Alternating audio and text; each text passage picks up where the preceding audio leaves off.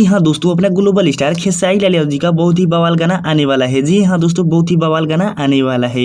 इस गाने की पूरी जानकारी हम देने वाले हैं, तो बने रहिए हमारे साथ। तो जी हाँ दोस्तों, खेसारी लाल यादव के बवाल धमाल गाने का नाम है देवघर घुमा दी। जी हाँ दोस्तों, देवघर घुमा दी।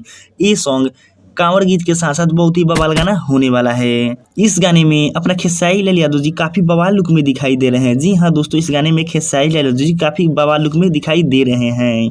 इस गाने की शूटिंग कंप्लीट हो चुकी है। जी हाँ दोस्तों, इस गाने की शूटिंग कंप्लीट हो चुकी है। बहुत ही जल्द इस सॉन्ग को आप लोगों के बीच रिलीज कर दिया जाएगा। जी हाँ दोस्तों, बहुत ही जल्द रिलीज कर दिया जाएगा। अगर आप केवल खेसारी लाल यादव के फैन हैं तो लाइक, सब्सक्राइब एंड कमेंट करें। तो दोस्तों, अभी तक के लिए इतना ही। तो मिलते हैं बहुत ही जल्द खेसारी लाल यादव जी की कोई नई अपडेट्स के साथ। तो दोस्तों, love you, take care and good bye.